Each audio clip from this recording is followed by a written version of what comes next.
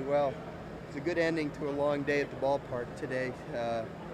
We came about this close to sweeping a series against, the number one team pitching-wise in the league and the team that was number one in our division coming into the weekend series without arguably our best hitter, Cabrera, the whole weekend. That first game today, we almost came back and won it.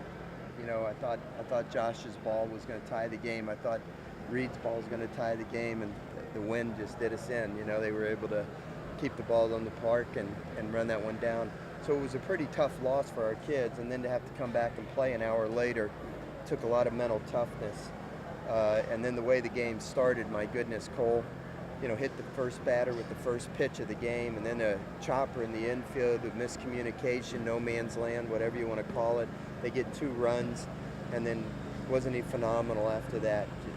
I think we're watching greatness develop in front of our very eyes.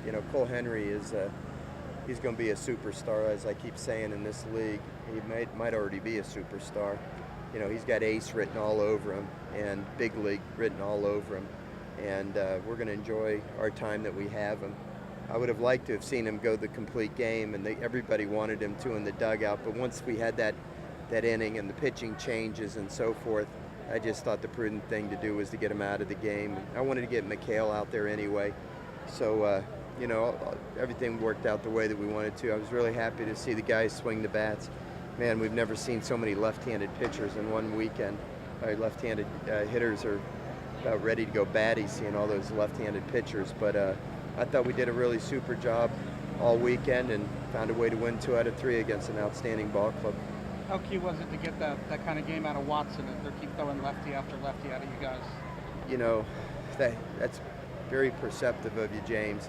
I told Sean Ochinko before the game that we can't win this last game if Zach Watson doesn't step up for us, because he's the one right-handed hitter in our lineup that can make a real impact.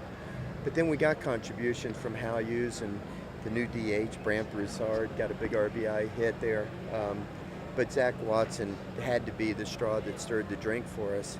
But then, Josh Smith, what did he hit, 1 home run or 2 today? 1 home run today. He got, Antoine had a beautiful hit and run base hit. It became a real team effort, but Watson was the one that got us going when he smashed the 2-run. I guess they probably called it a double, I'm guessing, 2 runs there. I think that tied up the game, and then the home run later on gave us a little bit of a cushion. So that was big day for him. So he came back strong after the strikeout in the 9th inning in Game 1.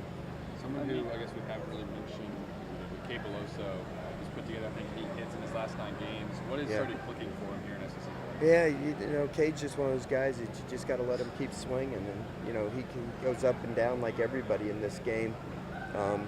He had a couple of tough chances that he made at first. He had a couple of tough chances that he didn't make, and he dropped a pop-up in the first game. And Giovanni was the same way. He got some big hits, but he had a couple of misplays as well.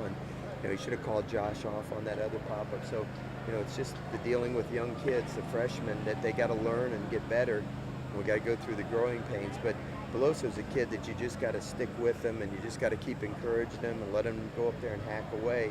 Sooner or later, he's going to square some balls up, and something good's going to happen.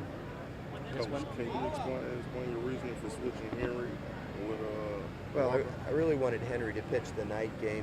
You could see under the lights his stuff is really electric. He's got such great movement on his fastball, and he's been used to pitching at night. Eric's been used to pitching during the day. And, I thought Eric, had a chance to pitch really well during this afternoon. And because we had won yesterday, I felt like I could be more patient with him and let him pitch through it. And if things didn't work out in the afternoon, like they didn't, we lost. I like the idea of Cole Henry pitching for us in the final game, and it worked out well for us. You won the game, not easily, but you won it going away. But early on, it looked like maybe there was some defensive miscommunications and things that really kind of drove you up the wall. Yeah, the ball in the first inning, our second baseman should call that ball early so the first baseman can get back and cover first base. Like I said, it's a freshman, Hal's a new player at second base, so it's something that you have to coach him on. And then Giovanni should have called off Josh on that pop-up out there, and that's just a freshman mistake, you know. But he'll learn. He'll get better at that, you know. I just get very aggravated when we don't talk to each other and communicate properly.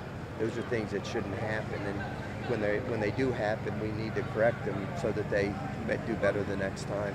I know we talk about it all the time, but this Saturday night crowd sure was. Yeah, you know, I didn't know what kind of crowd we'd have tonight.